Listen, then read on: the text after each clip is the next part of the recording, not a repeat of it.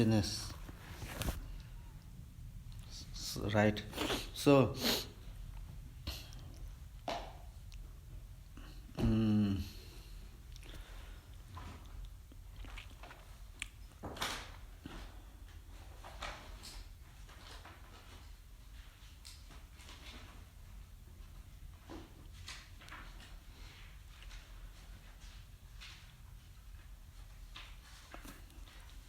so we are not sure how far we can deeply understand this topic, because this teaching on doctrine of emptiness, unlike other subjects, it requires a little bit of effort to understand this.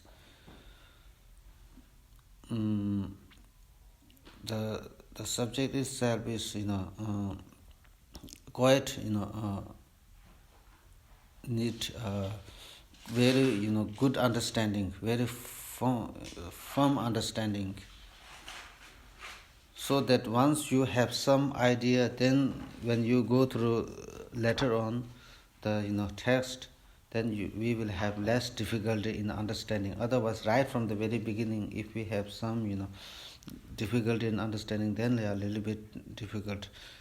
This is one thing. Another thing is that the doctrine of emptiness, unlike other subjects, is studying other subjects, like academic subjects and other, dharma subjects, not the same. Because here when we talk about the doctrine of emptiness, and not only cultivating the kind of wisdom, the realization of wisdom, but also first, in order to cultivate the wisdom of emptiness, or the wisdom, our understanding on the emptiness should be something of very good understanding, well understanding, because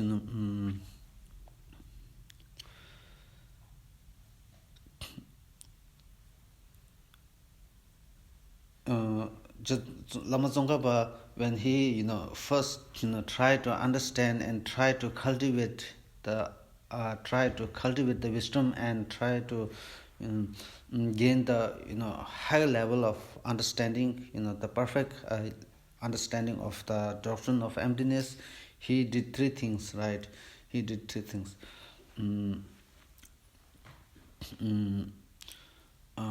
Now, for example, first is purification and accumulation of merit practice. Purification, accumulation, merit practice first, and then second one is supplicating to one's supplicating to the inseparability of one's guru and deity. And the third one is now familiarizing with the text, familiarizing with those texts which those great texts written by the great Nalanda Buddhist masters, like Arya, Nagarjuna, Arya Deva, Buddha Palita, Chandragiti, like Shantideva, Master Shantideva, and so forth. So when all these three are, when we have the, when we meet with all these three conditions, then if we, study, and our study becomes also very, go in the right direction. And also when we cultivate the, wisdom, we will, be able to cultivate the right wisdom, like this.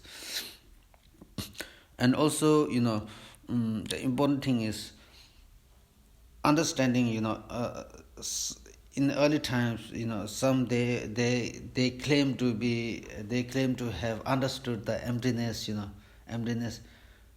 They claim to have understood the emptiness, and then if by understanding the emptiness, the selflessness, if it really makes some effect on one's mind, then it's a very good sign. It's a good sign.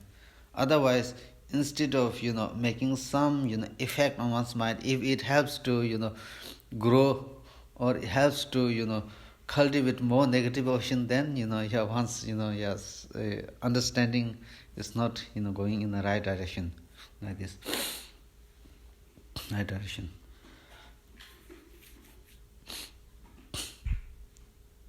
So it becomes, yeah, very important to understand emptiness. The right. The unique thing is that all the when we one teaching is related to on the teaching on selflessness, one part of teaching is related to another part of teaching is heavily related to each other. In order to gain the very good understanding of the selflessness or emptiness, it becomes very important to to pay to be attentive on each of the verses of stanzas, right, like this. um,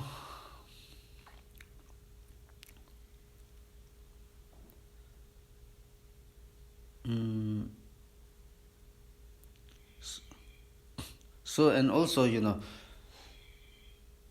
the way we develop a right understanding on the teaching of emptiness or doctrine of emptiness is that um, very we already discussed the three things, right? We do all these three things. It's very necessary to do the three things. In addition to this, it says, if in this life or in early life, if we have create some kind of negative karma, if we might have created a negative karma, like the negative karma of having abandoned the dharma, again we need to purify this. This is one thing. Another thing is, now it says, we should have respect and venerate those those guru. Of course, we here it says, those who are worthy of veneration, we pay veneration for this. And especially when it comes to the practice of when it comes to the practice of emptiness, or wisdom, when it comes to the understanding of emptiness, when it comes to the cultivation of wisdom, then we need to rely on somebody, reliable kind of guru, with a reliable guru. For that reliable guru, now it becomes important to please that guru. This is one thing. Another thing is, those texts which talks about the teaching on emptiness, those texts which deals with the teaching on emptiness, then we say we need to make offering to that text.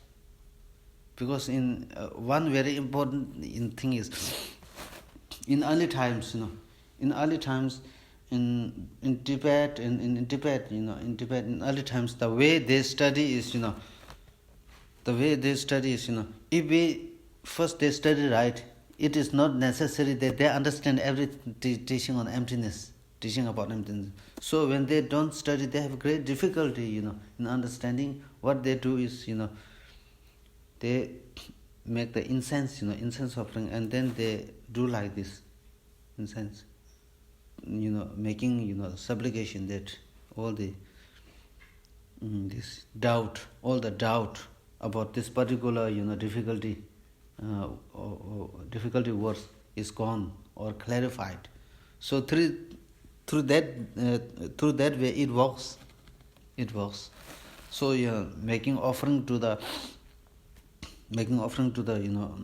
that those texts which dealing on emptiness, very important. Very important. Some they make prostration to the text. It works. It works, because as we said before, we need to purify, right? We don't understand why we don't understand the teaching on emptiness is because it obstructs you from it obstructs something which obstructs you from understanding Then what makes the obstruction? Again, the karmic imprints, the karmic imprints, the negativities that we have not purified, right? Like this. So, here I will discuss, something, we will go through the text, verse 26, but then when we explain, when we discuss, we need to be a little bit attentive, like this. So this is not easy, little bit. It's not easy, that easy. Right, yeah.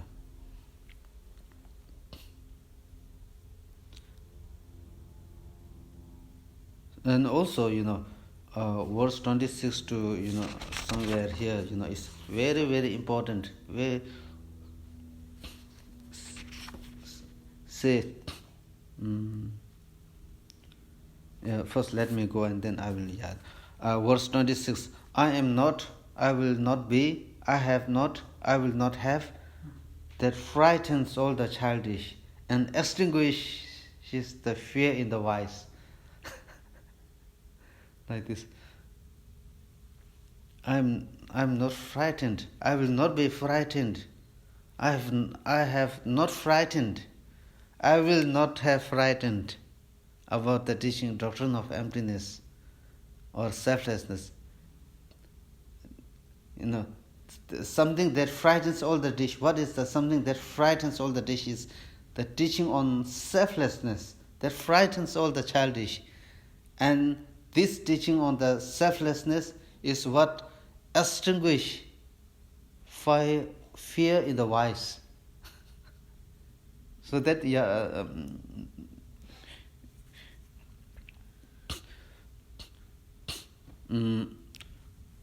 Buddha achieved enlightenment on the Bodhi tree, right? And when Buddha achieved enlightenment in a Bodhi tree, right after his enlightenment, the great, God like Brahma, Indra, and many other gods, they requested Buddha to give the teaching. Buddha refused to give the teaching. Buddha declined to give the teaching, saying, in Tibetan, if I recite, profound, free from all the elaborations, clear light, uncontaminated, this is something like the nectar, ambrosia. So something like nectar is what I found, in all these years of my meditation. This very something, that I found like that is really like nectar. When I try to explain it to others, when I try to present it to others, nobody will understand. Right? This for myself is very peaceful, very profound, clear light, uncontaminated. This I enjoy myself, When try to teach others, nobody will understand. Why nobody will understand is because the childish, others, they believe in the true existence. I ascertain there is no true existence. Because of this, for myself, it gives rise to a great joy. For others, it, when present, get fear, will not understand. So because of this, therefore, I will dwell myself alone in meditation. Don't disturb me. Buddha says this. Then, after 49 days, so the duration, he didn't give teaching is for 7 weeks, for 49 days. Then, after 49 days, he gave the first teaching, which is the first Dharma first will of Dharma, Four Noble Truth. Buddha gave the Four Noble Truth. Right? Buddha gave the Four Noble Truth. Right? And then Buddha is very skillful. Buddha, right from the beginning, when he gave the first teaching on which that is the first turning wheel of the Dharma, Buddha didn't teach, extensive path, extensive conduct, from the cultivation of the great compassion up to the enlightenment, how one can achieve. Buddha never present this teaching, because Buddha never didn't present such kind of teaching, because the audience, the audience of the first wheel of the Dharma is not ready. Their mind is not ready. They are not ripe to receive all this, vast teaching. So Buddha just taught the teaching according to their mental disposition. That is, they believe how to make an end to suffering. They believe in the emptiness teaching. They do believe in the emptiness teaching. Therefore, Buddha taught Four Noble Truths. Of the Four Noble Truths, when we talk about cessation, all suffering can be eliminated. Buddha eliminated that. Elimination of the suffering is the emptiness. So Buddha taught emptiness also, in the first truth, right? So like this. So yeah, this is how it frightens.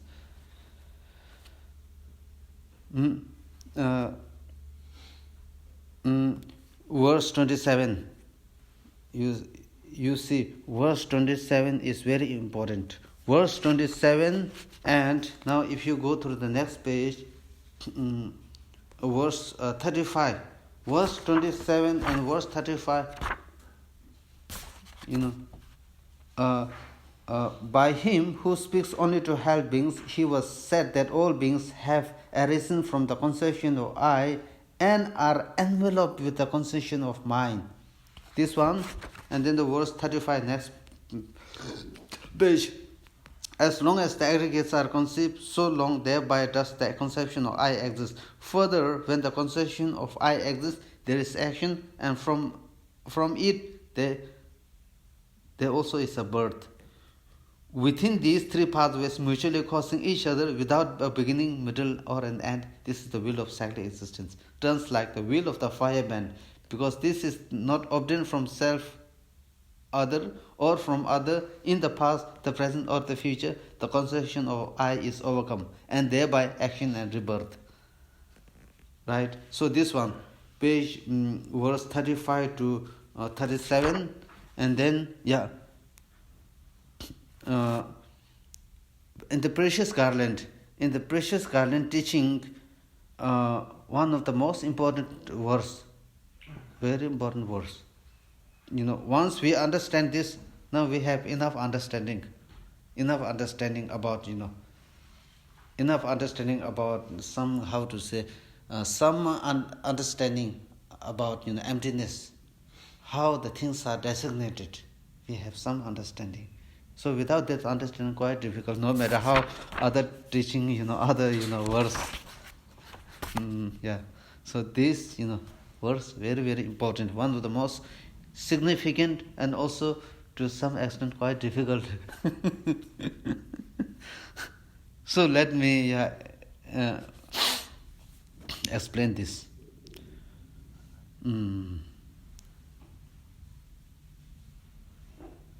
By him who speaks only to help beings. By who refers to who? By him refers to who? Buddha. By Buddha, who speaks only to help beings, it was said that all beings have arisen from the conception of self and are enveloped with the conception of mind. So this understanding is very important.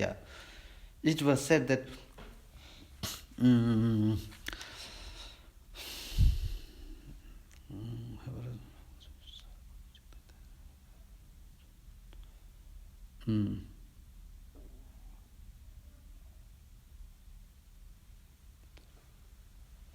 arisen from consciousness.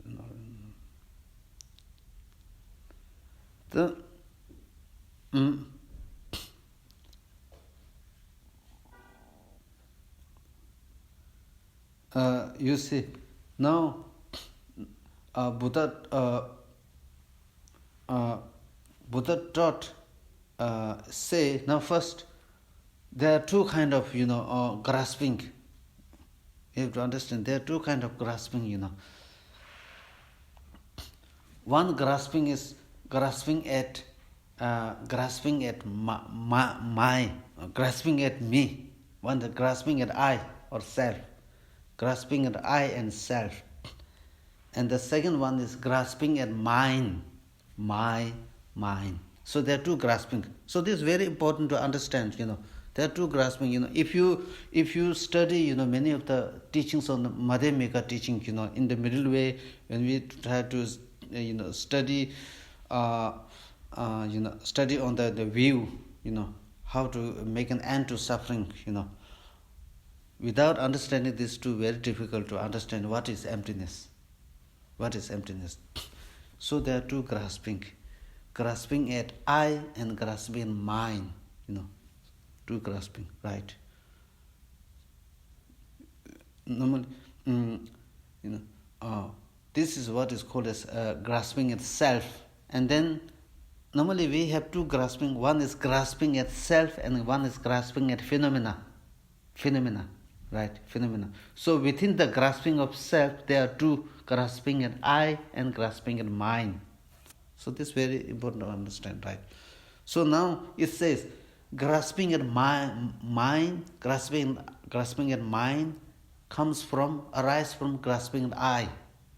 There's some grasping at I is the cause and grasping at mine is the result. So cause and result, right? This is one thing. Now it says all the beings have these two grasping, right? So all these beings, in order to make an end to this, in order to make an end to this two grasping, in order to destroy this two grasping and lead to the path of liberation, in the path of the liberation, Buddha taught the teaching on selflessness, emptiness, in order to bring an end to these two grasping. So this is the meaning. By him who speaks only to help beings, it was said that all beings have arisen from the conception of I and are enveloped with the conception of mind. Now just see how the grasping at I give rise to the grasping of mind.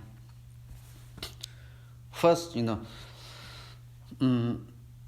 so this is well, also, spoken by, the great Indian master Chandrakirti. He says, in the beginning, in the first, the beings, cling towards the I. After that, the beings then cling towards my aggregates, my ear, my eye, my nose, my pharynx, my feeling, like this. So there is sequence. First, I, we think I is something very solid, independent. I is something very independent. Based on that, appearing the independent, self. Now we then begin to grasp at the the solidness of your physical aggregate. My physical aggregate. This is mine, very strong. And then what? Then this my and mine, believing in my and mine, give rise to what? Give rise to this one. Negative emotions like anger, hatred, jealousy. This give rise to what? This give rise to karmic action. Karmic action give rise to birth. So this is what it means, birth, right? So it's cyclic existence, right? Can you repeat it one more time, please? First, we have self-grasping. This self-grasping give rise to the grasping at mind. When now we have, this is mine, or this is my thing, like this. And then this in turn, is the basis. These two grasping is the basis for developing all the negative emotions like anger, hatred, jealousy, all these. These negative emotions give rise to what? Give rise to create a karma. No, because when we do something, we create out of karma, out of negative emotion, right? We create karma. This karma in turn take a create and let you to take a rebirth, favorable rebirth, unfavorable rebirth. Yeah, doesn't matter. Yeah, this is what it means, right? The I exists, the mind exists.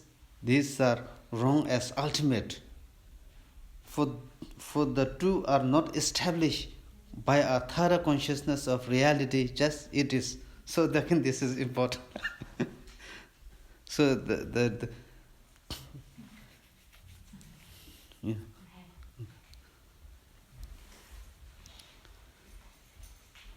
By a thorough consciousness of reality, just as it is, right? Also, yeah, this is need.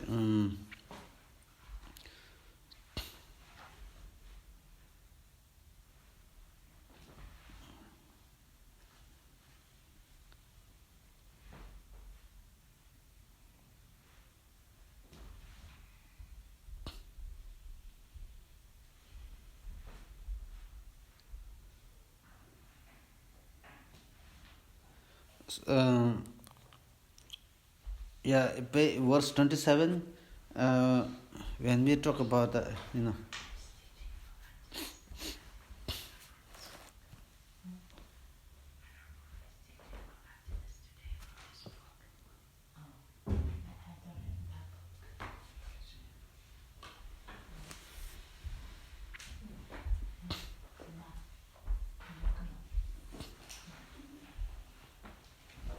yeah.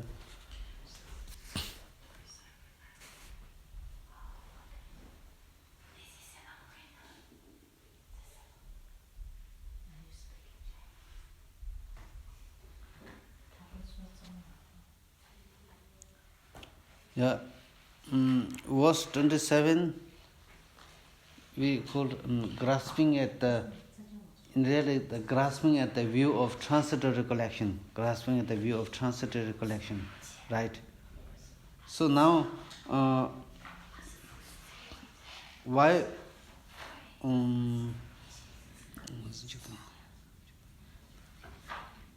Now, say grasping here, grasping at I and grasping at mine. Why grasping at I and grasping at mine is the root cause of samsara, root cause of suffering, is the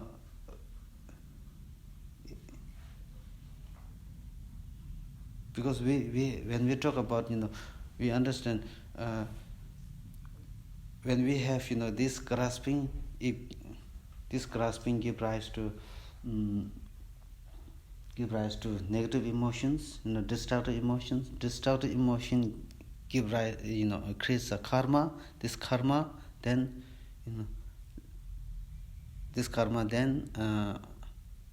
give rise to all the unpleasant suffering, all the unpleasant situation, and give rise to suffering. First, we need to identify what is the grasping, self-grasping. Grasping at self and grasping at mind. Without this understanding, it's difficult to understand the emptiness, teaching on emptiness. Right.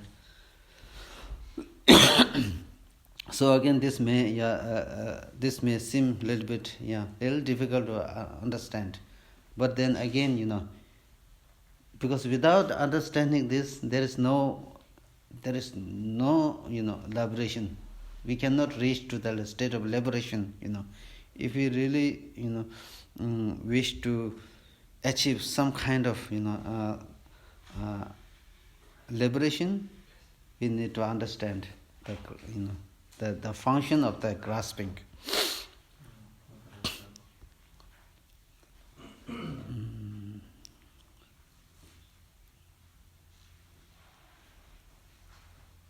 So, in order to understand the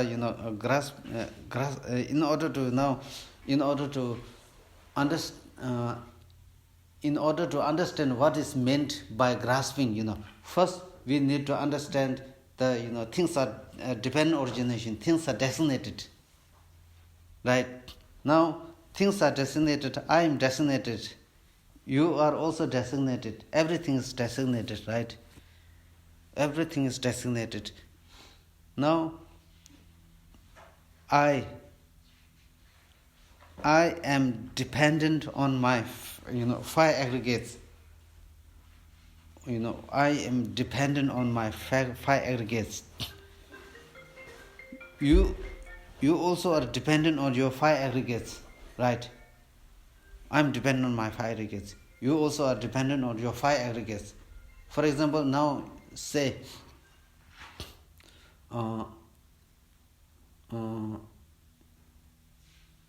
When you see something, when you see this table, now for example, you see this table, you see this table. First, you need to see this, table, you need to see this cloth, right? You need to see this cloth. Without seeing this cloth, you cannot say, I see this table, right? Now, for example, first, this book, you see this table.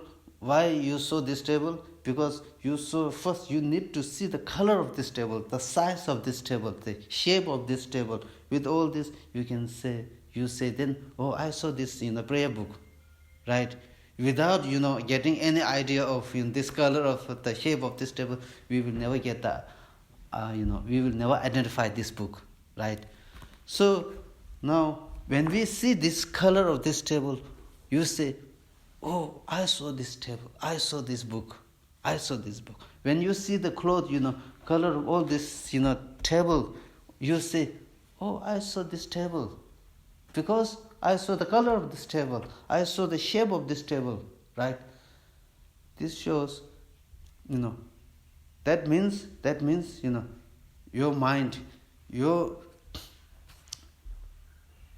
the size of this table, the shape of this table, the color of this table, many things come together.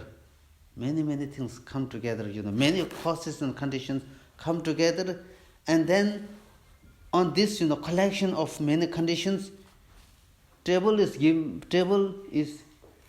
name table is given by your thought, by your mind, right?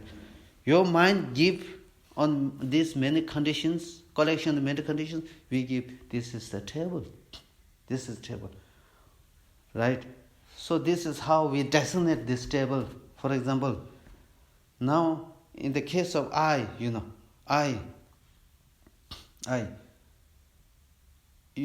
I is designated on your five aggregates. Physical aggregates, your body aggregates, many aggregates. But then what happened? But then somebody abuse oneself, somebody criticize oneself, somebody praise oneself. There's a very strong sense of I. You get a solid I. You get the solid I. There is solid I. So solid I. At that very moment, we never think this is designated. I is not designated. There is something independent self, independent solid, very strong solid. And then based on that, appearance, we respond. We respond negatively most of the time. Right? Most of the time negatively, because we do not understand that self is designated. Now, for example, let me give another example. Anything which is, there is not a single thing which is not designated. Now, food, say food, say hamburger, short and long, good and bad, attractive and not attractive, south, west, cause and effect, father, son, everything is dependent upon each other. Now, how do we know this? Now, food, right? Say hamburger. Hamburger is the best food or not? We cannot say hamburger, right? We cannot say hamburger is the most delicious food. Nobody can say this. For some people, hamburger is the most delicious. For some people, very bad taste. Right? Bad taste. For some people, very delicious. For some people, very bad taste. So therefore, just, we cannot say hamburger is the most delicious food means, hamburger is not exist from its own side. Hamburger is dependent on what? Your thought. His thought. So hamburger is designated by thought. The deliciousness and the bad taste of hamburger is dependent on each and everybody's thought. If it is eachbody's thoughts, however, if hamburger is the best, most delicious food, then everybody should experience the delicious, right? Similarly, if hamburger is the bad taste, everybody should feel the same way. But everybody don't feel it's bad taste. For some people, very good taste. So that means hamburger is designated. Your conceptual thought designated. This is one example. Another example is this finger is short or long. We cannot say this finger is short or long, right? If you compare this, which finger is more longer and which finger is more short? Now we say, right? If we say this finger is very long, very long, then there's again problem, this problem. Then if this finger is, very long, if you compare with this finger, then you should also think this is all the time, long, Even if you compare with this finger, you should see or you should think this is still long, because the longness of this finger is, established from its own side. One thing. Father and son. Take the example of father and son. Father is the cause, Father is the cause and the son is the result, Son is son or daughter is produced from the, produced by father, right? So daughter or son is the result of the father, and then father as a cause is dependent on the son, and son as a result is dependent on the father. So now the father as a cause and the son as a result is designated by your mind, thought. If it is not designated by your thought, then what happens is then father and son should be same. You can call your father son, to your son father. Father and son become same. If it is not designated by thought. Now give me a more clear example.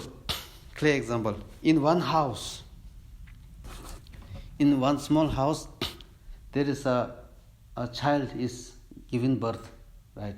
Child is given birth. When the child is given birth, how many in one family? There are 5 people. 5 people. So the child is given birth in that family. Every 5 people thought, oh, this child is sentient being. This child is a human being. Everybody thought that way, right? Oh, this child is a sentient being. This child is a sentient being. This child is a human being, right? This way. Now we have not given the name. Now, for example, say Thundup. In Tibetan name, we call Thundup. You give the name Thundup to that child, right? We give the name Thundup to that child. at that very point of time, somebody called after, say, after 1 year, somebody called, Tundu. No, Tundu responded. When we called, Tundu, come here, he responded. Right? Responded. That means, Tundu, the child as a Tundu, is given by conceptual thought. If this child as a Tundu is not given by given the name by conceptual thought, then the child as a Tundu existed from its own side. Then, even without giving the name, without giving the small child a Tundu, whoever sees this child should feel, oh, it's a Tundu. Not the case, because the name is not given. So everything is now. For example, another simple example is, now when we're driving, especially people get some confused with the Welcome Road. There are two roads. The GPS pointing to the another direction. Although if we come from the direct, it led to the Welcome Road. But then GPS also pointing to the another direction. Why? This shows things are dependent. The direction are dependent. East depend on the east. The mountain in the east depend on the mountain in the west. The mountain in the west dependent on the mountain of the east. Without eastern mountain, it doesn't make any sense to say this is the western mountain. So eastern mountain is dependent on western mountain. Western mountain is dependent on eastern mountain. So through that way, everything is dependent origination. Everything is dependent. When we say everything is dependent, it is dependent. It simply say things are not independent existence. Things are not solid. But in our mind, things are real. Things are solid. Based on this solidness of the things, we respond. So with this response, we create a karma. Karma gives rise to birth. Birth gives rise to suffering. So like this. Now you see, based on this identification, the things are, mere conceptual thoughts. Things are mere exist by conceptual thought, by means of conceptual thought. That means things does not have any kind of, solid. Things does not have any kind of solid. Now when it comes to the practice, if we are to make some peace within ourselves, if we are to gain some kind of relaxation, how to say, some kind of form of comfort within ourselves, then how do we identify the solidness of oneself, solidness of the I? Now say, especially we test this.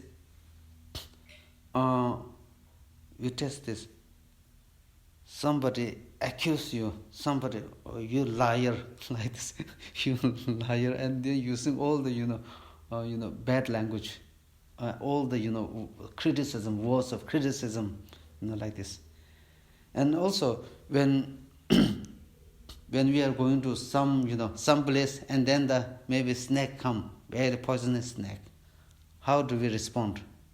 At that time, what you see the appearance of I.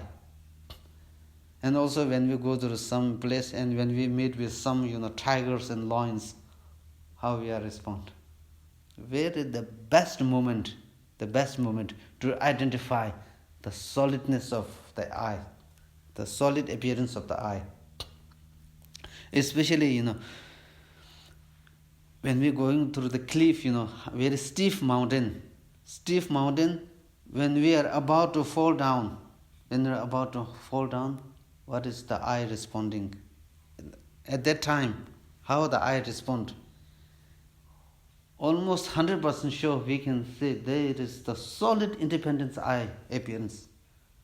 But that, that duration, definitely, we will have very solid I, very strong I, or something independent, very something solid and independent appearance of self, I. Now at that, but then, the problem is, this is very, this appearance of I is very instant. Very instant. It will arise at the single moment and then vanish. Vanish. So now, at that very moment, when this solid appearance of I, appears, now how, now check one part of your mind, we check how this appears. When it comes to the teaching on identifying the understanding emptiness, or try to realize the selflessness of oneself, it becomes very important to identify the appearance of I.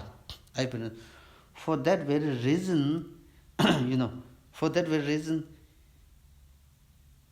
if you come across some text on emptiness, on identifying the I, it says that's why in the beginning we discussed, it is not enough to have the intellectual understanding alone. It will not help. Still one need to create the merit. So when we have the very tremendous support of merit, it helps you to identify the self, the appearance of self, which is single instant. At the one instant it goes away. Very difficult to identify this, the appearance of I. Once we are able to identify this appearance, now it really makes sense what is emptiness, and then we are getting closer and closer to the the view of emptiness. Now we have solid basis for cultivating the wisdom like this. So the duration of very very single instant, very single. That's why we in the teaching on I think in Lamrim and many other teaching on the emptiness, we supplicate to the Guru. We visualize the nectars coming down from flowing down and then coming down to your body, and then making request, please help me to identify the appearance of solid I. It really makes sense. Intellectual understanding, very good. That alone is not sufficient. That alone will not help. Yeah, tremendous support of merit. Tremendous support of merit is necessary and required. Now, when we identify this, when we identify this, the solid appearance of I and the concrete appearance of I, then our mind, one part of your mind check this appearance, and then what happens? Then second, what we do is, now this, once you identify this solid appearance, now we ascertain that this independent self, which now this very independent self is the most evil enemy of oneself. There is no evil enemy than this, because since beginningless lifetime we have been entrusting, we have been befriended with this independent self, which give rise to all the suffering and problem. And this independent self, because of this independent self, we suffer, unnecessarily we suffer. We go through all the pains, we go through all the miserable situation, all because of this independent self. Once we ascertain that this independent self does not exist, now we get closer to the cultivation of the wisdom. Now, in order to ascertain this, it is not enough to think, this I does not have, this independent self, this independent I does not exist at all. It is not enough. We need to prove through reason This independent self does not exist because the I, the so-called I, which appears as independent and solid, does not exist because the I is dependent origination. Again now, I is dependent origination, I is dependent origination. How it is dependent origination? Because the I is dependent on your aggregates, many aggregates. For example, I see all of you, I see your clothes, I see your the body, I see your face, and then I say, when I see your body, I say, oh, I saw you, because I saw your body. So this is how your mind designate. Your mind, my mind designate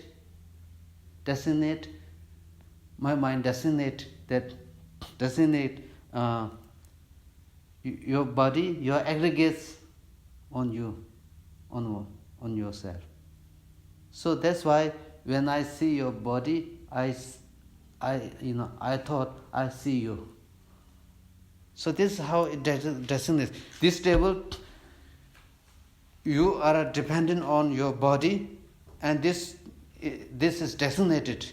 This table is designated on the color of this table, the shape of this table. Because of this, it is designated. It is dependent origination. The tree, the house, the teacher, the student, everything is dependent origination. None is not the dependent origination, right? None is beyond the dependent origination, right?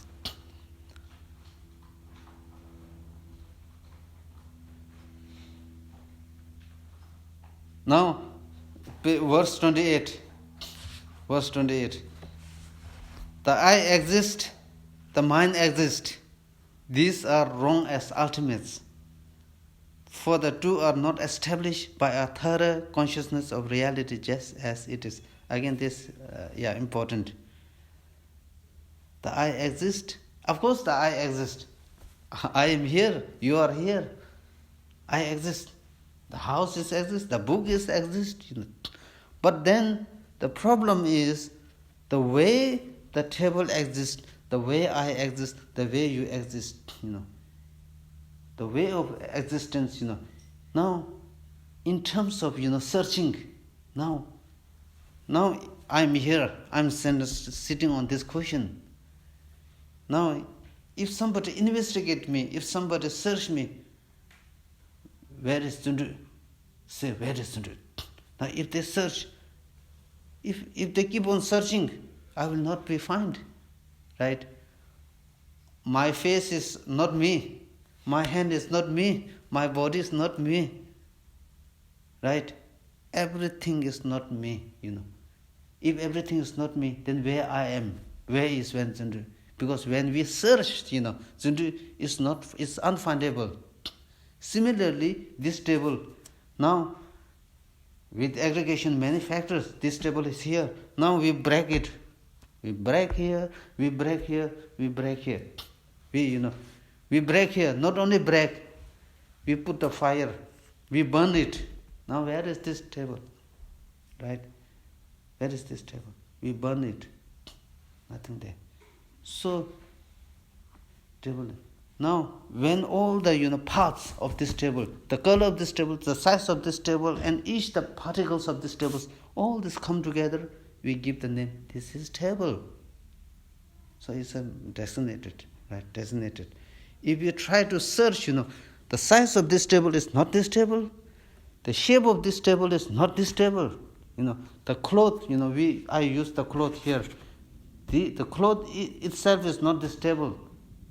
If you try to find, search, where is this table? Tables cannot be found. Similarly, we investigate oneself.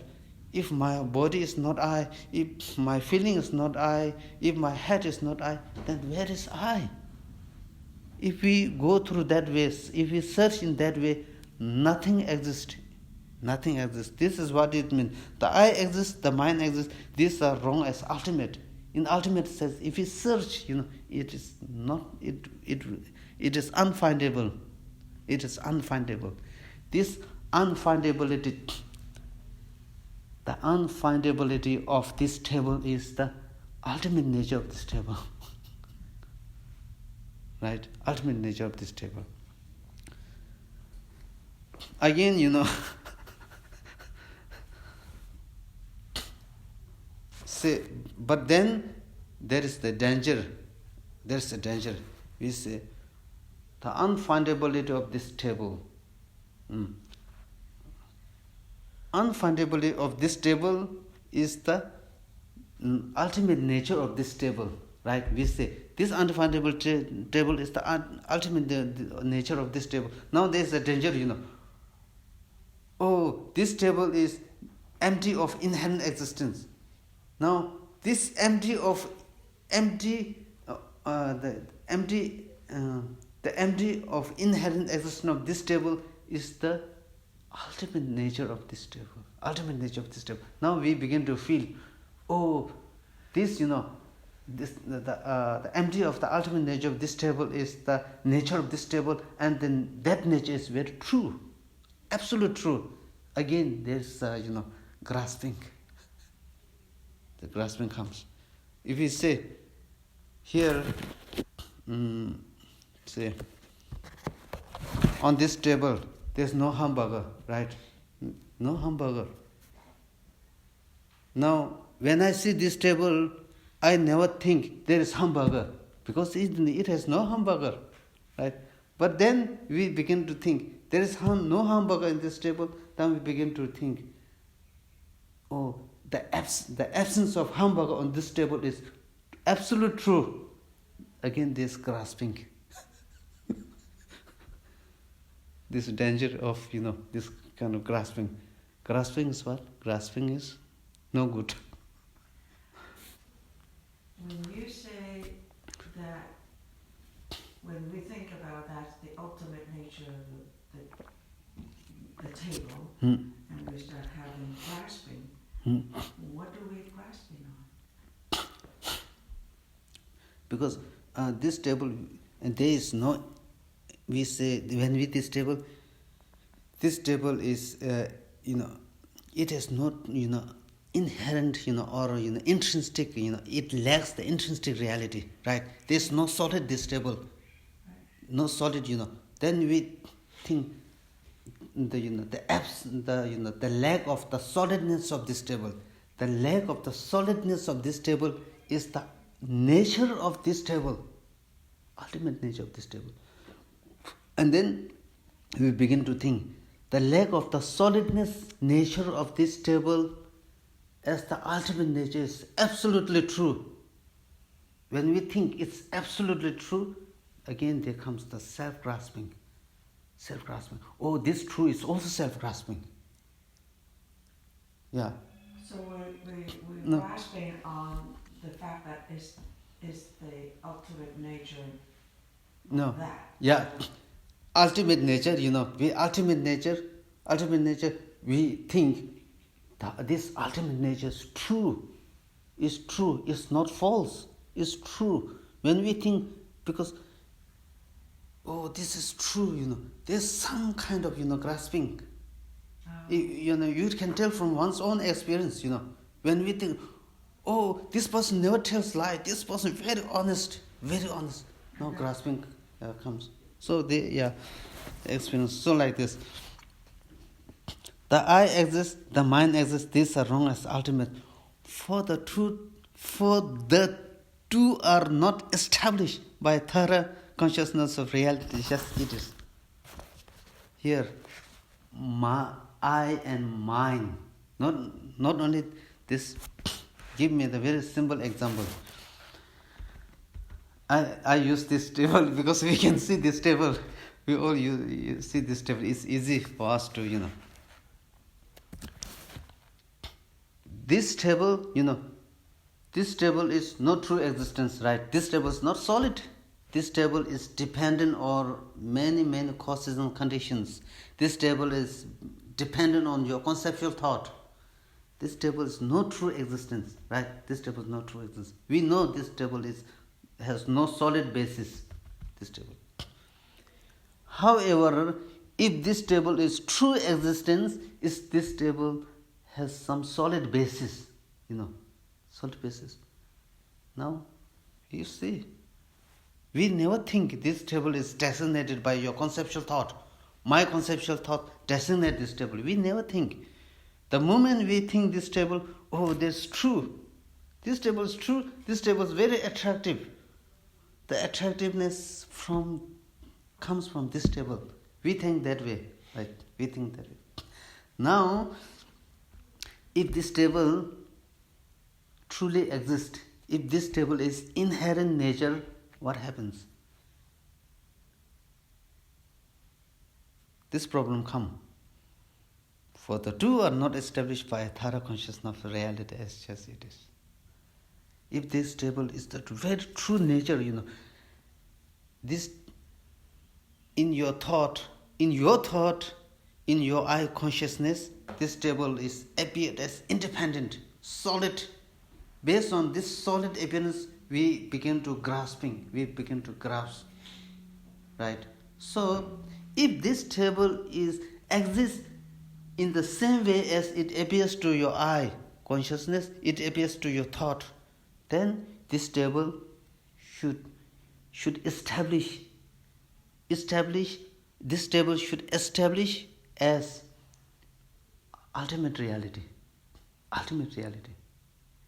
What happens? If this table established as ultimate reality, ultimate nature, then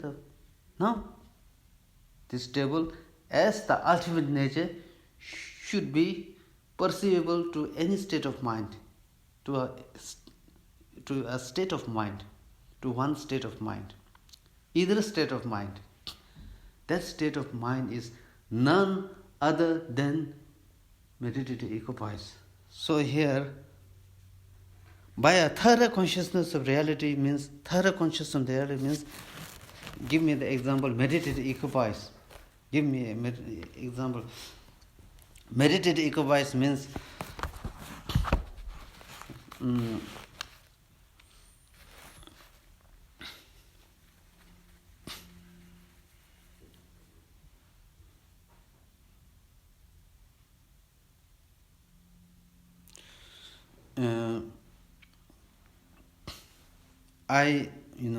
first,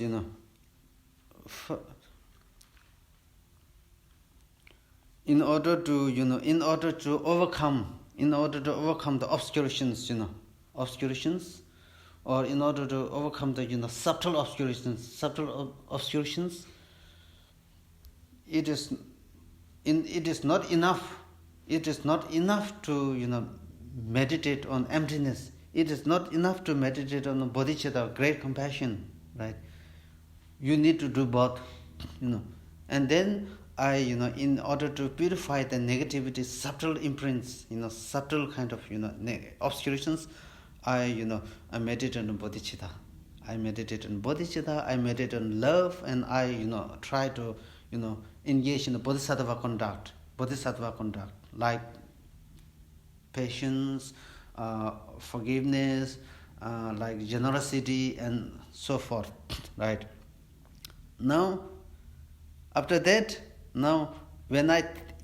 if I think now I have enough strength to purify the subtle obscurations, I engage in meditation, emptiness. Now, when I meditate on emptiness,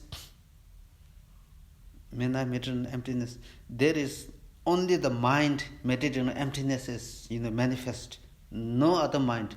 At that very point, your eye, your ear all stopped working, because your subtle mind is meditating on emptiness. At that very moment, there is no gross thought, there is no sensorial perceptions involved. You meditate single-pointedly on emptiness, right? So this is meditative equipoise. We call by a thorough consciousness of reality, just it is. So this is kind of meditative equipoise. So if the things are real, if the things are ultimate, it should be perceivable. It should be perceivable to the state of mind. That state of mind is none other than meditative equipoise. Right? One thing, we have to again, we need to make some, clarification here. Clarification here. If things are the great in Tibet, the great the way of study, the dialectic study, in Tibet, the great scholar by the name of Chugyasenge, there's one scholar by the name of Chugyasenge, he made a mistake. He's such a great scholar, but then when it comes to understanding emptiness, he also commit mistake. Such a great scholar, even commit mistake. What mistake he say is here, mistake is done here. His mistake is done. He thought if things are independent, if things are solid, it should appear in the meditative occupies. We already told, right? Discussed. It should appear to the meditative state, meditative occupies. Whatever appears to the meditative state should be inherent existence. He said, this great scholar like this, if things are truly existent, it should appear to the uncontaminated consciousness. If it appears to whatever appears to the uncontaminated consciousness should exist as independent, solid. We say, our response is, if things are independent existence, of course it should appear to the uncontaminated state of mind, that is meditative occupies. But whatever exists in the uncontaminated state of mind should not necessarily be independent or solid. What example? Emptiness. Emptiness is established, and the object of uncontaminated mind, but it is not independent. Why it is not independent? It is not independent and solid existence because it is dependent origination. God. Yeah, so that's why we need to be very careful to make such clarification, subtle clarification. If we don't make subtle clarification, then while we study emptiness, while we meditate on emptiness, we make mistake. One small mistake, will lead to extreme of nihilism or extreme of eternalism. When we reach to the extreme of eternalism, then we are not willing to. We are still not able to negate, which gives the suffering, which gives rise to the suffering. What happens when we are on the extreme of nihilism? Then it's the worst, Then we, do all the things, believing things are emptiness. At the same time, we keep on, rejecting the cause and effect, do whatever we like because I realize emptiness. This thinking comes. So it becomes very important to understand this, Because if the things are, true existence, if the things are inherent existence, things are not inherent existence, right? We all know. There is a gap between appearance and reality. There is a huge gap between appearance and reality.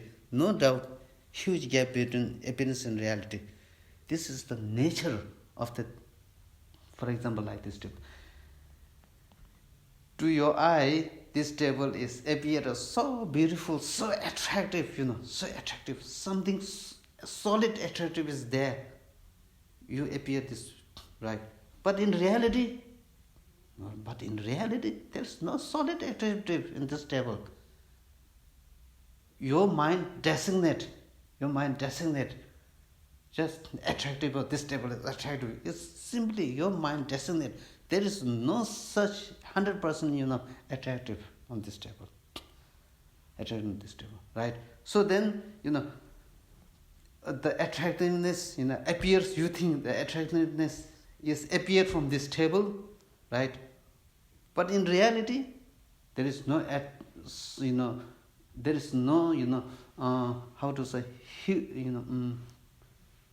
say 90%, 100% attractive. So there is difference between reality and appearance. But we believe the reality and appearance are same. Because of this, the suffering comes. So that's why, if things are true exist, if things are exist as independent, solid, then what happens? Then the way things appear and the way things should be similar. If the way things appear and the way things really are similar, then it should be perceivable to the meditative occupiers. So this it means. So can we say that emptiness is designated by the subtle mind? That's right. Now, maybe you have some, the idea. For example, the emptiness is also designated, right? The emptiness is designated. Emptiness when we talk about designated, because we know empty. How do we know emptiness designated is? Now again we use this logic. How do we know emptiness designated? Emptiness has no true existence, right? Emptiness has no true existence. Emptiness has no solid nature, solid basis. If the emptiness has no solid basis, no true nature, it itself, the emptiness devoid of inherent existence itself shows that it is conceptual destination. Again, when we search now emptiness, we try to search emptiness. Where is emptiness? You are empty of inherent existence. I am empty of my own inherent existence, independence, existence, solid appearance. I am empty of my own solid nature. If I am this is the emptiness of myself. The emptiness of myself, if I search, cannot be found. It's not findable. If my emptiness is not findable, that does not mean my emptiness does not exist. Still it exists, because it's a phenomena. Whatever phenomena should exist. Now, when my emptiness is searched, I cannot find. That does not mean my emptiness does not exist. If it exists, then it exists in different way. Now, in what way? It's just mere conceptual thought. It exists as mere conceptual thought. That's why in Tsongkhapa's text, the great wisdom Buddha, he say, just respect the appearance. Do not negate the appearance, because negate the experience. To some extent, he say, understanding and realizing emptiness is, of course, for us very difficult. But then, understanding and presenting the, empty mode of things are not that difficult. But then, as we negate the, inherent existence of every phenomena, then as a result of that, just positing the functional, the appearance is so difficult, very, very difficult, like this. Now, verse 27 finish, verse 28 finish, very important. For this, if we take some kind of note, very, very helpful. Because when we touch with other emptiness subject, this also arises. This issue is also, dealt, the text, many texts, verse 29, 28, 29. Now 29. The mental and physical aggregates arise from the conception of I, which is false in fact. How could what is grown from a false seed be true? Again, very, very important. This is very significant. Nagarjuna made one of the very significant point here. So this also, related with many, teaching on the view in the emptiness teaching.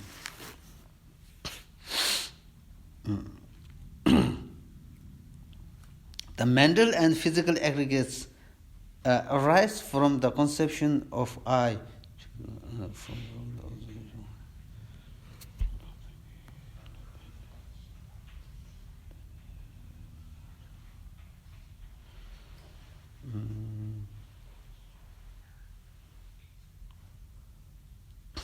Now, here, the mental and physical aggregates arise from the conception of I, which is false. In fact, how could what is grown from a false seed be true?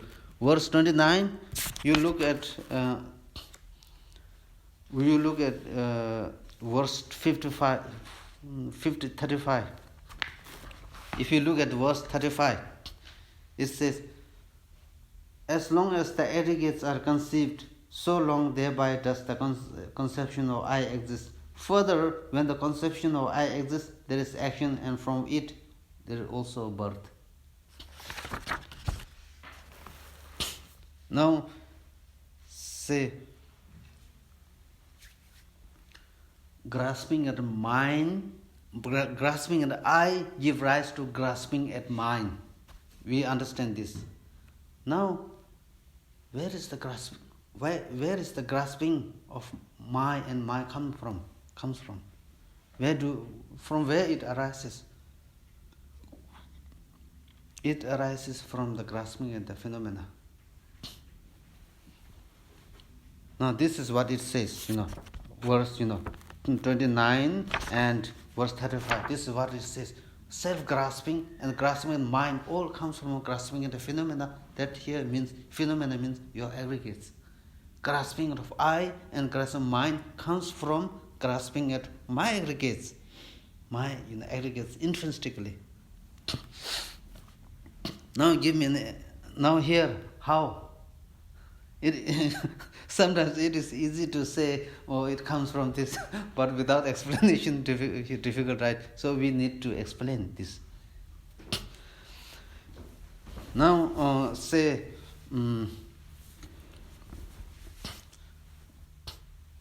as we discussed, grasping at the phenomena, that means grasping it intrinsically. When I say grasping does not make, just grasping.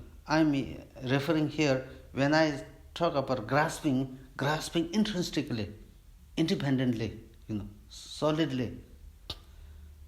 Grasping, right? Grasping at my aggregates give rise to grasping the I. Right? Now, I explain more clear. Again, we need to be attentive, otherwise it's a little bit confusing. Now, first, we already know, we already discussed, when I see you, it is through seeing your body, then I say, I see you, right? Without seeing your body, how can I say? How can I see you? Without seeing your body and, these things. So then, the moment, we know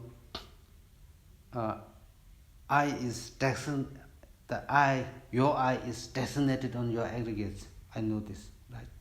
So now, first, in order to see you, I see your body, right? I see your aggregates. Without seeing your aggregates, I cannot see you. Right? So that means the moment I see your aggregates, immediately I develop grasping. I develop grasping to your body. Is aggregates, physical aggregates. Because of that, when I see your body, so seeing the body, aggregates, That is physical aggregates. Physical aggregates serve as the basis for developing us, grasping at your own aggregates. So when I see your body, immediately it gives rise to the grasping at the aggregates in me. After that, then this grasping at aggregates serve as the basis for aggregates. Now what happened? Then we said, I see you. First I see your body, and then next I see you. Right? So by seeing your body, it gives rise to the aggregates. It gives rise to the grasping at the aggregates. Then after that, I seeing yourself, it gives rise to another grasping. That is grasping the self. So grasping at the phenomena gives rise to grasping at the self. So grasping at the phenomena is the basis for developing the grasping itself. Right?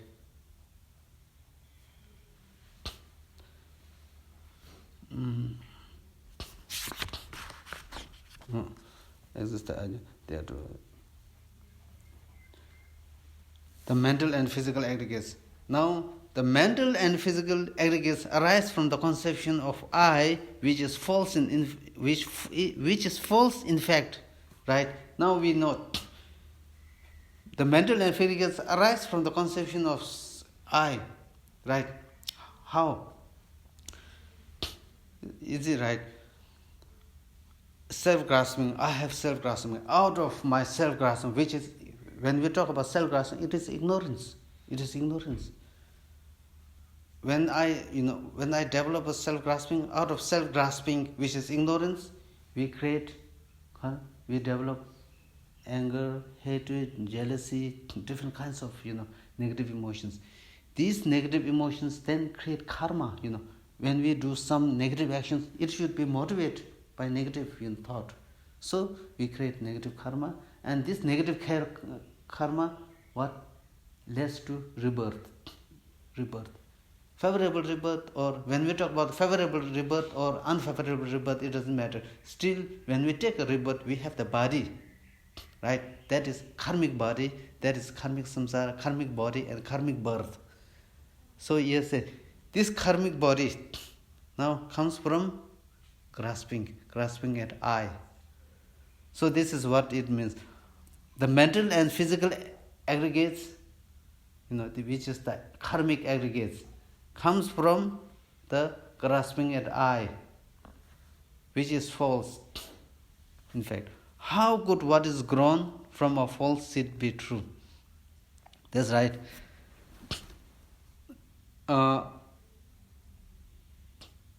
Physical aggregates and mental aggregates is the result. One self-grasping is the cause, right? It says, physical aggregates and the mental aggregates are false. It's a false. It is not true. It is false. Why it is false? Because the cause, self-grasping, is not true. It's false. This is what it means. How could what is grown from a false seed be true? Because mental aggregates and physical aggregates, as a result arise from the cause, which is untrue. Right? If the cause is if the cause is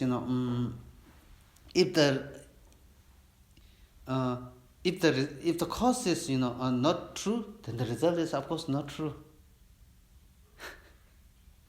Right? So this is one thing.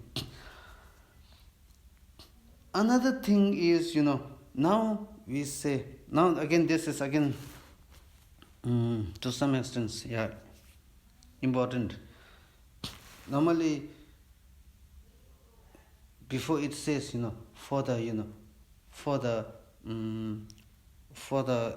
those who have not learned emptiness, for those who do not understand selflessness, the subject on the topic of the emptiness give rise to a great deal of fear. Why?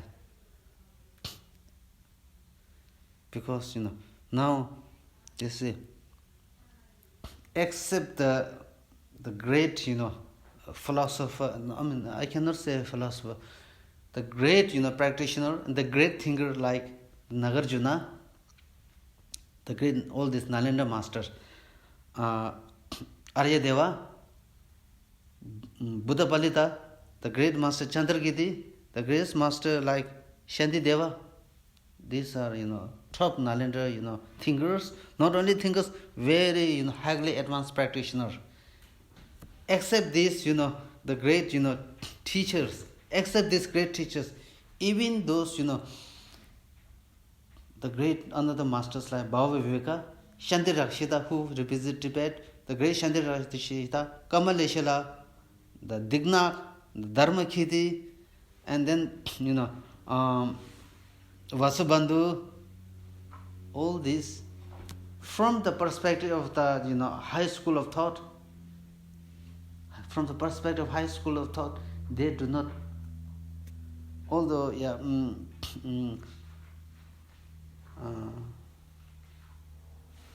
by relying on Jetsongapa, Lama Tsongkhapa, they even do not know how things are designated. They do not know. They are top scholars, no doubt. These are really brilliant scholar, unequal scholar, unparalleled scholar, highly advanced practitioner, but yet at the same time, according to Jetsongkhapa, Lama Tsongkhapa, they do not, because they do not understand how things are designated, how things are conceptualized, designated. Because of this, they say, if there is a person, they say the person should be findable. If the things exist, they say, of course they should be findable. They should be findable. There is no such thing which cannot be findable. Now, according to the law school, that is now, for example, to some extent, it really looks like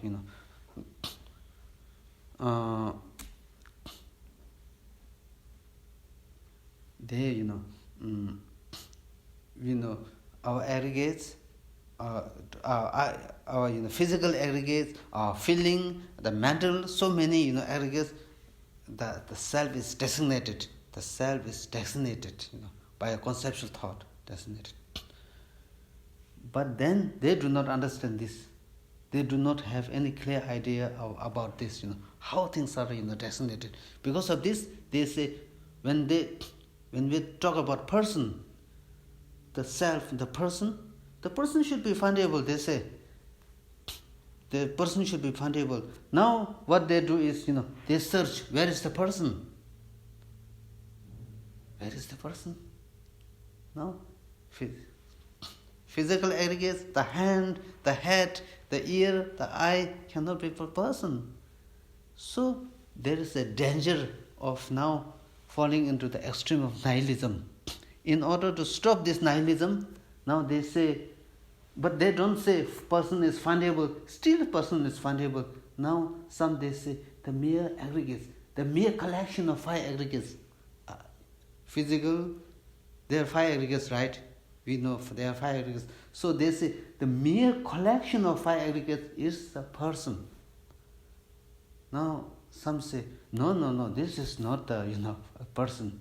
When we talk about the person, now the consciousness, the mental consciousness that comes from the past to the present, from the present to the future, it goes, there's continuation. So the continuation of the mental consciousness is the person. So they say like this. For this, the Nagarjuna system, that is the Prasangika Madhyamika, we sometimes call it consequentialist. Now the Prasangika Madhyamika, now they, from the perspective of Prasangika Madhyamika, now they have fallen into they runs into problem. They runs into problem. How they runs into problem? How they runs into problem? Because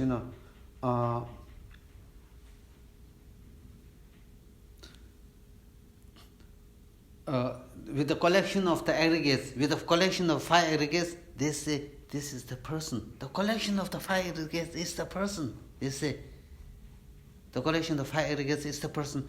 On this 5 collection of aggregates, they develop self-grasping. It's a very dangerous, statement. Very dangerous statement. The presentation very dangerous, because the mere collection, when we see this is the basis for arising all the negative thoughts, That's why in the Nyingma Dzogchen teaching, Nyingma teaching, to some extent, their meditation is quite wonderful, because the moment we conceptualize something, endless conception. Oh, we think this way. We think about the past. We think about the future. All this. Either thinking about the past, we never rest in the present. Always either thinking about the past or thinking about the future. Oh, one led to another. One after the another. So that's, do not conceptualize. Do not think. They say, be at the present moment. Be at the present moment. Do not think about the past and future. Because once we try to think about this book, now for example this book, we try to think about this book. Now we investigate. Where is this book? Where is this? The color of this book? Where it printed from? Who wrote this? Who wrote this? Now we try to analyze one after the another, endless. So they say don't conceptualize like this. So anyway, now, so what they say is the mere 5 aggregates are the person. Now according to the nagarjuna system, it's the problem. You cannot say 5 aggregates are the person. Now what they use logic, if the 5 aggregates are the person, what's the problem? If the 5 aggregates is the person, now just as they are 5 aggregates, you should also assert and posit that there are 5 self. There's no 5 self. You have 1 self, I have 1 self. So Madhyamika philosopher, the Arya Nagarjuna system, they use, just as there are 5 aggregates, you should also assert that there are 5 self. There's no 5 self, right? I have 1 self, everybody have one self. So if we agree that the collection 5 aggregates are the collection, then there are 5, self. This is one thing. And then there are other problem. If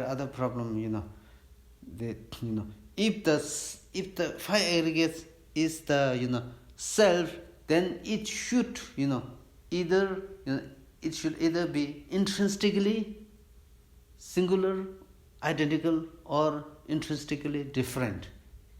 If self and if the 5 aggregates and the self are intrinsically identical, then self and 5 aggregates should become same, should one. Self and 5 aggregates are different. It's like this. If it is intrinsically different, then aggregates and 5 aggregates, for aggregates and self should become irrelevant. So this problem, so I don't go through. There are 7 problems. So I don't go through this one. Maybe later, like this. Then those school, they are the great master like Shanti Rakshita, the great scholar, one of the top Nalanda scholar who was invited to Tibet, and also the great Baba Viveka, the great scholar from Nalanda University, Monastery University. So according to this great practitioner and thinker, they say mental continuum is the self. Now what's the problem? If we think mental continuum is the self, what's the problem?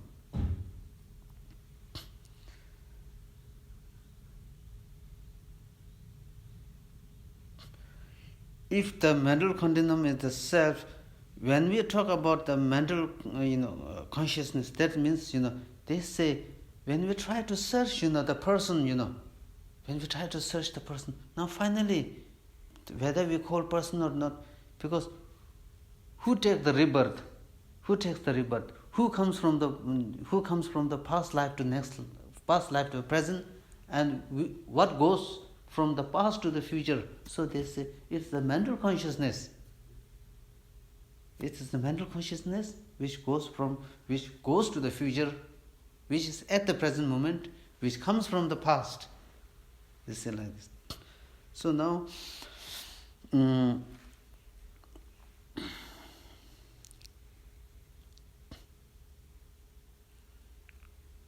so this we have 5 minutes here.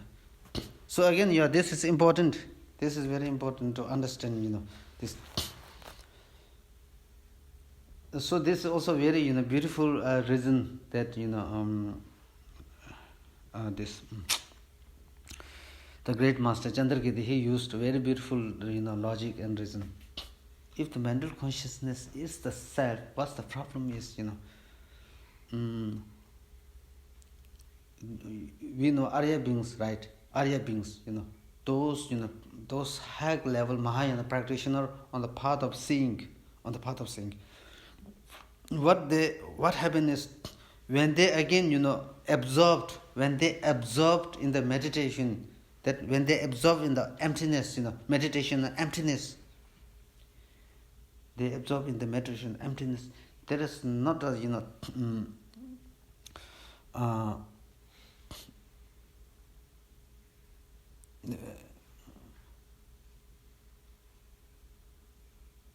there is no appearance of conventional reality. When they absorb in the profound meditation emptiness, at that time their whole mind completely immersed in the emptiness, meditation emptiness.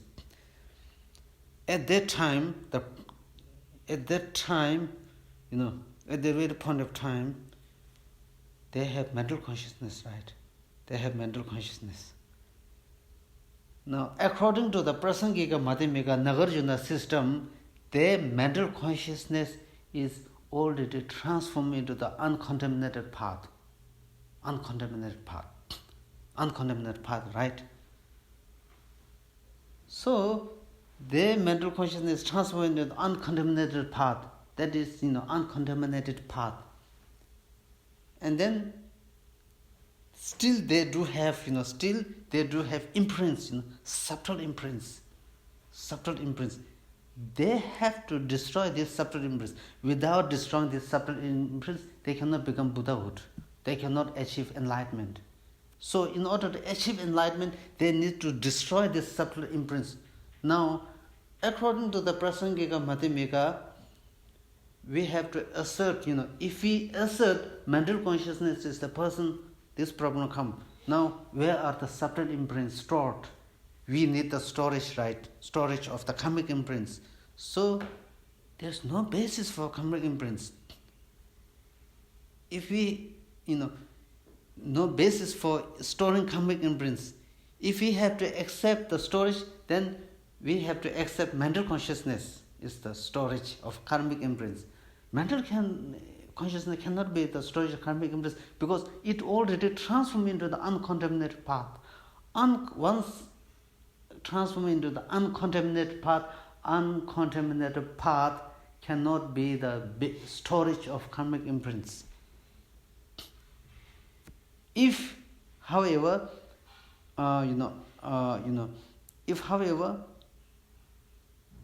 the imprints, subtle imprints, if we say subtle imprints can be stored in the this uncontaminated path, uncontaminated path, then we have to accept that. Uncontaminated path can be the storage of karmic imprints. Then this uncontaminated path should be the contaminated path because it stores the negative imprints.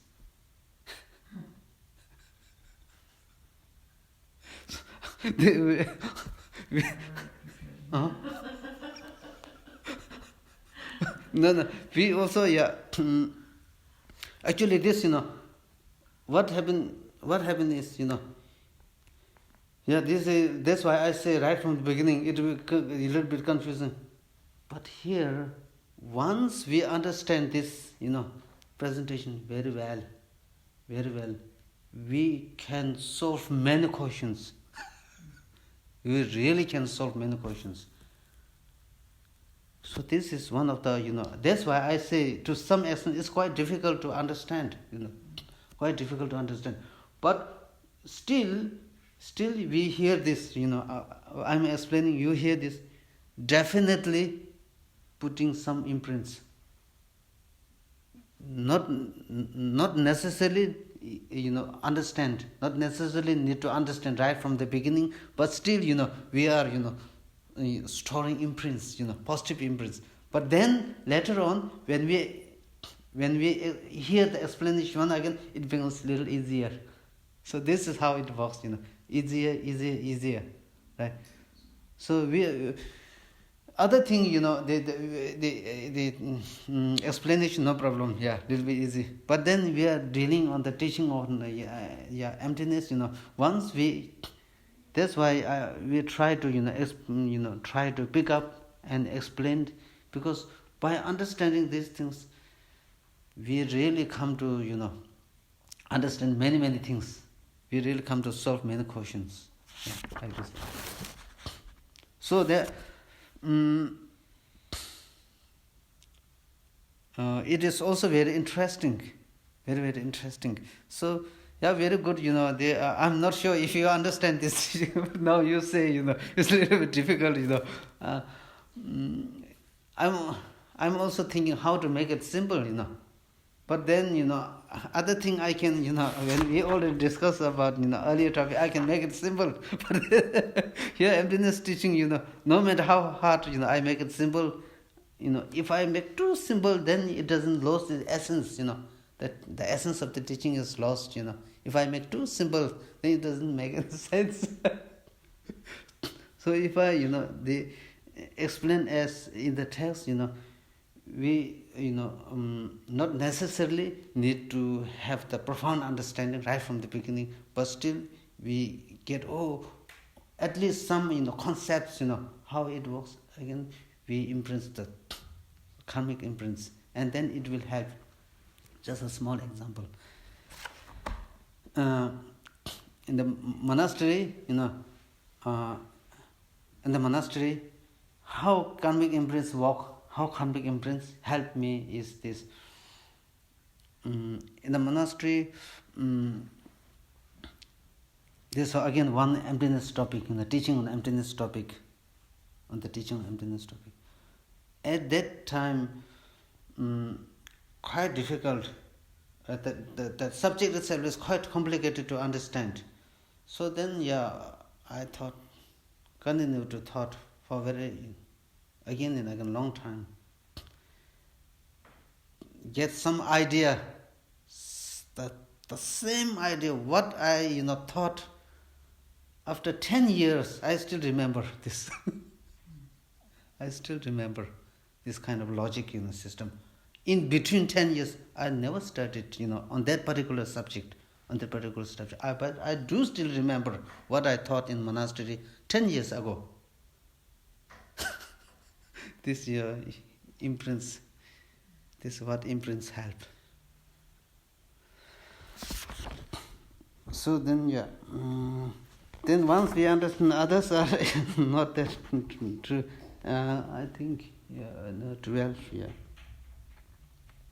So next, we make, some effort, when we make some effort, we really get, studying about emptiness is, again, as we discussed, is not, like subject. We really do create tremendous amount of merit. No doubt. We really, even, whether we understand or not is different case.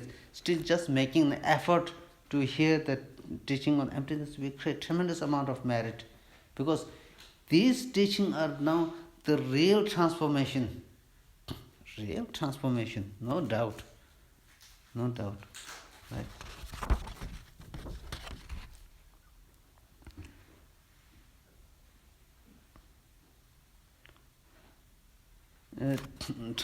When we talk about transformation, just without doing any kind of study, without doing any kind of contemplation, just meditation alone, quite difficult. Yeah, quite difficult. Because we have, some what we call as, strong, emotions, that we have, from the beginning's lifetime. Now, in order to challenge these, strong destructive emotions, we need a powerful antidote.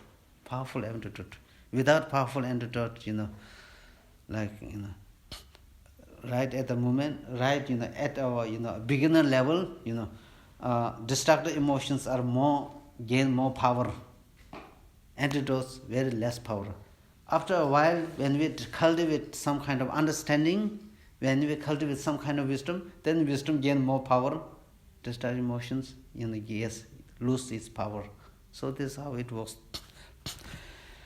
Right, then, verse from 30, where is verse 30? Verse 30, very important. It is an image of face. Verse 30 important, and then is verse 30 to say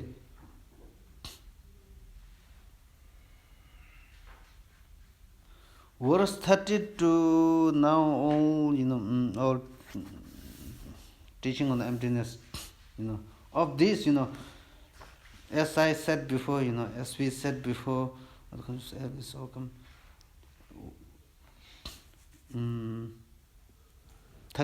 35, next class I'm going to explain this detail. Very, very important, this verse 35. Of course, all the precious garland teachings are precious, very equally important, but without understanding verse 35, we cannot reach to the understanding of emptiness perfectly. 35 very important. This action. So then, then just hearing very important, but then sometimes based on our own experience, it really helps, to reduce the grip, reduce the grasping. It helps, because the purpose of studying all this is to reduce the grasping, strong grasping. So when we now, for example, when we think how we respond, when we have at least some understanding, we gain some understanding. Based on one's own experience and these teachings, look very real, because normally, the main problem is the appearance of true existence, the appearance of solid, solid. So with this teaching, some understanding and some, thinking about this teaching, it really helps to,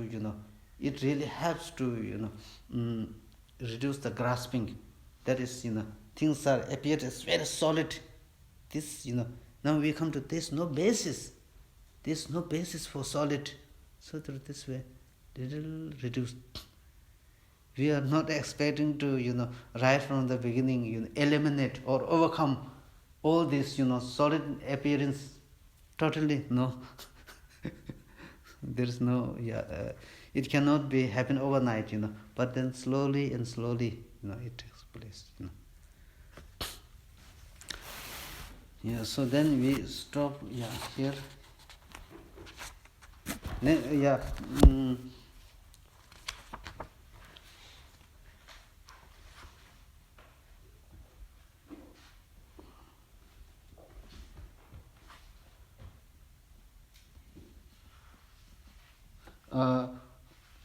Verse 30, verse 30 to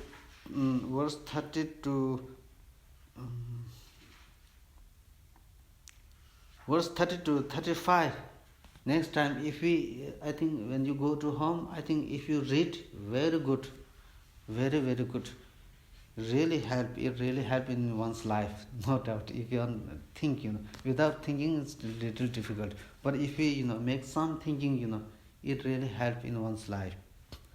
Then, thinking, and also for you, it is quite easy to understand if you, see the words, if you see the words and the meaning, you can some idea.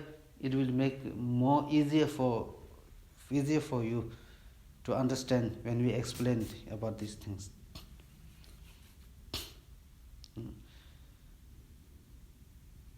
And especially verse 35, if possible, if you can memorize this, very good, memorize, because this is what I believe. Sometimes when we are traveling through the train, sometimes when we long travel like this, just take this verse and then think. I do that. When I in monastery we go by traveling. When I travel, I sometimes take one stanzas, one verse, and then try to meditate on this. It really helps. Right? It helps. Very important. Because it covers many of the emptiness teaching on this. It covers many emptiness teaching. Like this. So I will little bit next time, in the next class, verse 35, we are going to I go through this, and especially I give more clear explanation about verse 35. If you have question, ask it. Then otherwise, we read the prayer book.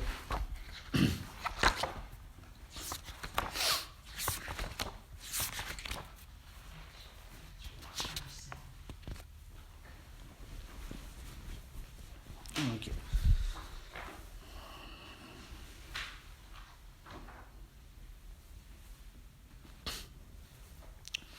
Due to the merit of these virtuous actions, may I fully attain the state of Guru Buddha and lead all living beings without exception into an enlightened state. May the supreme jewel Bodhicitta that has arisen, arise and grow, and may the reason arise and not diminish, but increase more and more. May the supreme jewel perfect view that has arisen, arise and grow, and may the reason arise and not diminish, but increase more and more. Due to these merits, may all beings complete the accumulations of merit and wisdom. May they attain the two perfect bodies that derive from merit and wisdom. May I pacify all the pain of every sentient beings who sees or hears me, who thinks me or touches me. Just like the earth and space itself and all the mighty elements, for boundless marginal beings, may I always be the ground of life, the source of very sustenance. As long as space endures, as long as sentient beings remain, until then may I to abide to dispel the suffering of all beings. And thus perfect your compassionate Guru's blessings that are karmic depths and other beings may without exception ripen upon me right now, that I may give my virtue, happiness and virtue to others, and thereby near all beings in this. May the teachings, the source of happiness for happiness, motivation, enjoy good health. May the teachings, the source of happiness for all beings always prevail. The medicine for several sentient beings, the true source of all happiness, is reserved service to the teachings. May the teachings remain forever. In the landmass, the global snow mountains, you are the source of all happiness and good, all powerful changes in the ninjas. Please remain until samsara ends.